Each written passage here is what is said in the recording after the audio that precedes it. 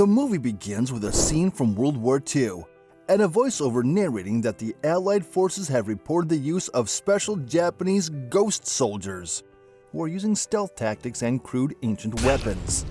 The Allies are pressing for yet another brutal encounter with the Japanese invader who uses the mysterious killing art known as ninja. The scene changes to the present day in Koga Dojo, Japan. Casey Bowman, a martial arts master, is instructing a class at a martial arts school with his wife Namiko. As a highly skilled and experienced martial artist, his teaching reflects his expertise in the art of ninjutsu. He leads the class, demonstrating various techniques and movements to his students while emphasizing discipline, precision, and control. Later that day, Casey is at a jewelry store buying a pendant for his lovely wife when he notices two strange men gawking at him. Once Casey leaves the store, the two muggers, armed with knives, confront Casey, expecting him to be an easy target. To keep things under control, Casey offers them his wallet, but the muggers also want the pendant that he just bought. Casey is reluctant to hand over the pendant. The muggers pull out their weapons to scare him off, but little do they know who he really is. Casey's reflexes and speed become immediately apparent as he efficiently defends himself. The fight sequence is a display of his martial arts expertise, with Casey using a combination of kicks, strikes, and evasive maneuvers to disarm and incapacitate the muggers. Before leaving, Casey notices a strange symbol on the knife. Back at home, the incident worries Namiko, and she suggests that they should contact the police. But Casey believes it's not that big of a deal and that he has already dealt with the matter on his own. He then gives the present to Namiko, who is pregnant with their first child. Namiko is thrilled to have it since the pendant is a symbol of happiness. Later that night, Namiko wakes Casey up to tell him that she's craving Black Thunder chocolate, and he rushes to the store to get it for her, not realizing that he gave his wallet to the muggers. He returns home only to find out that his beloved wife has been brutally murdered. It appears she was strangled to death as Casey notices some strange marks on her neck. He sits there crying, holding Namiko's dead body in his arms. Soon, the police arrive and the investigation begins. The inspector asks Casey if he had any enemies that would go to such an extent, but Casey claims he has none. Upon being asked if anything's missing from the house, Casey says, "Everything," implying Namiko was his everything. Eventually, a funeral service is held for Namiko, where Casey's fellow martial artist, Nakabara, shows up to pay respect. Nakabara claims Namiko was like a little sister to him, and that the news of her death deeply saddened him.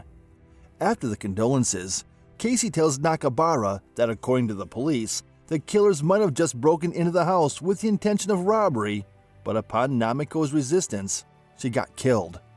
However, Casey has his suspicions. Hearing this, Nakabara suggests he should come to his dojo in Thailand to train and get away from this darkened place for a while. But Casey declines the offer, claiming that he has some unfinished business in Japan. Upon being asked, Casey chooses not to tell Nakabara what he's talking about. The scene changes to a hidden drug production facility in Myanmar. The facility is equipped with various machines, equipment, and chemicals used to manufacture illegal drugs. It's a grim and high-security location where drugs are being synthesized, processed, and packaged for distribution. The facility is operated by a powerful drug lord named Goro, who is a ruthless criminal involved in drug trafficking and other criminal activities. At the facility, Goro brutally kills a man after finding out that, about 2 years ago, some drugs went missing from a shipment to Lee's warehouse in Yanqian. Meanwhile, Casey seeks to uncover the truth about his wife's murder and bring her killers to justice.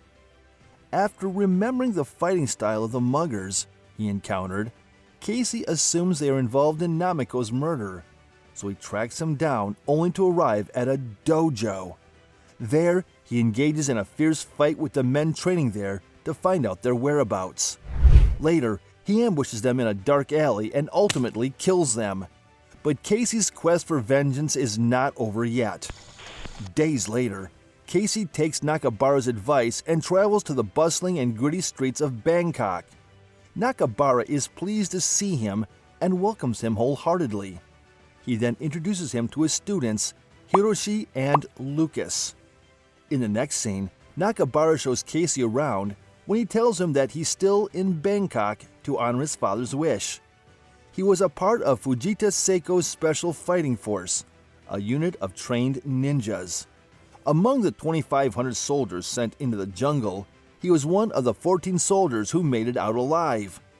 After his father returned from the war to Osaka, he settled there in Bangkok and founded this martial arts school. So while the two were chatting, a package arrives and Nakabara tells the delivery man to quickly put it away. Later, Casey and Nakabara have a training session along with a group of his other students. During their training, Casey engages in fierce combat with Lucas and loses his cool. Casey attacks him with so much strength and prowess that Nakabara ultimately has to intervene to stop Casey from killing that boy. Nakabara confronts Casey for his behavior and accuses him of dishonoring his master Takeda-sensei, who taught him. Nakabara then imparts wisdom and guidance to Casey. He asks him if he remembers the firewalk practice before concluding that Casey has lost control. As a mentor and friend, he encourages Casey to channel his anger and grief into his training, reminding him of the importance of control and discipline. And for that, firewalking is the way. As Casey walks barefoot on a bed of burning coals, he must concentrate on maintaining his focus and composure. By walking on the hot coals, he is pushing himself beyond his perceived limits and demonstrating his commitment to self-improvement. Casey makes it halfway through, but all Casey can see is flashbacks of Namiko's murder, so he quickly leaves. Later that night, Casey goes for a drink at a nearby bar to get rid of his boredom. That's when a man, who appears drunk, knocks into Casey and he ends up spilling his drink. Casey remains calm until the man provokes him. Upon being attacked, Casey retaliates and thumps several men to the ground in a matter of a few minutes. The next morning, it's Casey's turn to pick fruit, but seeing him hurt, Lucas offers to help. Casey goes back to his room and falls asleep. So while Casey sees visions of Lucas being attacked in his sleep, Lucas actually gets attacked and killed. He rushes out only to find a bunch of people gathered around Lucas's dead body. Flustered, Casey tells Nakabara that the wound on Lucas's neck is the exact same wound as Namiko's, and that it was his turn to be in the woods, not Lucas. Later, Nakabara reveals that father-in-law Takeda Nakabara's father and a rough boy from Nagoyo named Isamu were the best students at the Koga dojo. But when their sensei died, Isamu challenged Takeda for control of the dojo. However, during a brutal fight, Isamu was killed. After that, Takeda was free to continue the tradition.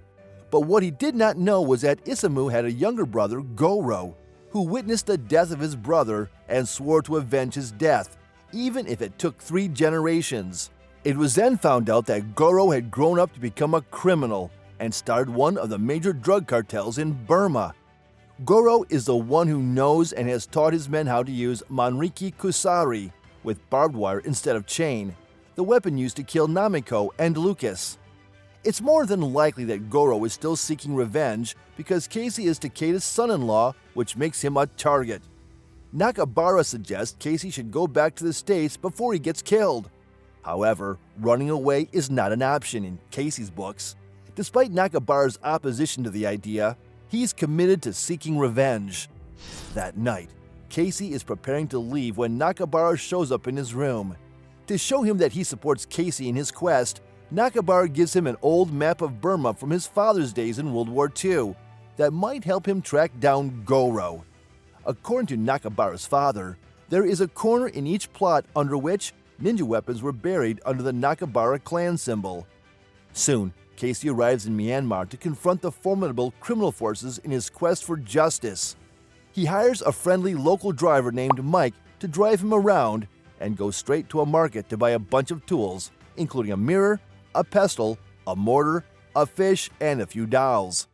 His next destination is the Rangoon Hollywood Hotel, but before leaving, He asks Mike if he knows about the whereabouts of the drug lord Goro, but Mike is too scared to say anything.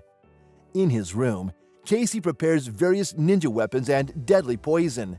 Later that night, Casey arrives at a bar that is notorious for being a hub for drug dealers. Casey is casually enjoying a drink when a suspicious-looking man approaches him with the intention of selling drugs. Desperate for any information about Goro, Casey follows him outside. The drug dealer then insists Casey smoke some really strong drugs. Seeing him reluctant, he gets suspicious that Casey is a policeman. After taking a smoke that instantly makes him dizzy, Casey asks him about Goro, but once again, he refuses to say anything and instead calls for backup. That's when a few men show up and attack Casey. But with the weapons he had just made, Casey easily fights them off.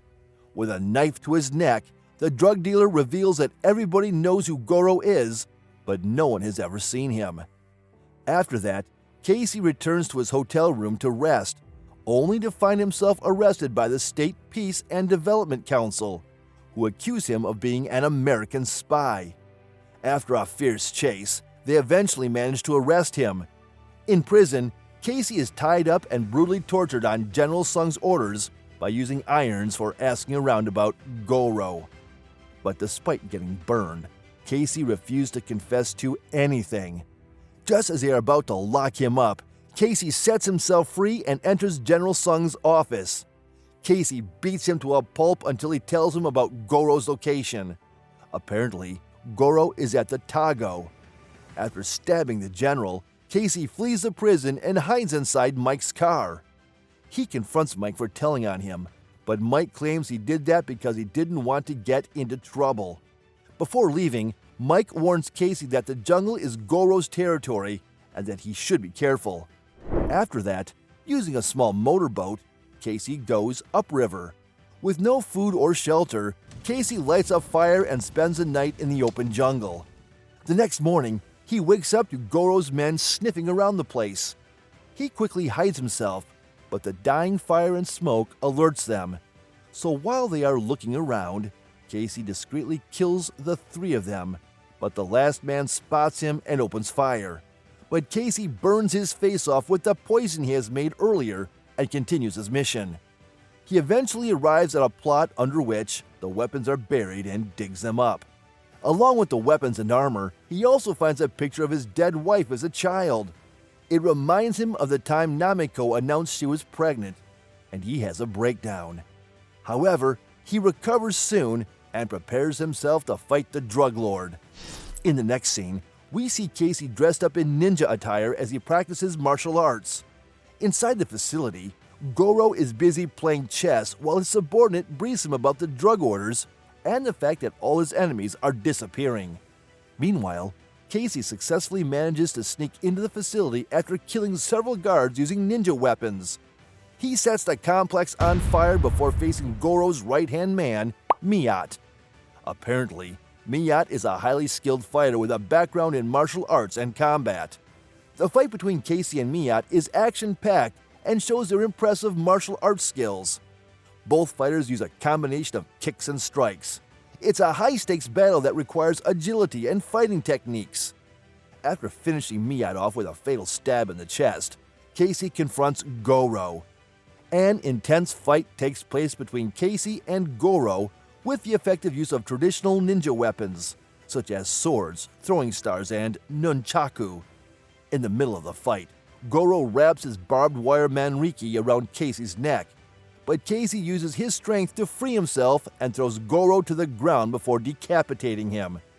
After that, Casey returns to Nakabara's dojo while he's teaching combat strategies to his students. Seeing Casey, Nakabara tells him how relieved he is and offers him some tea.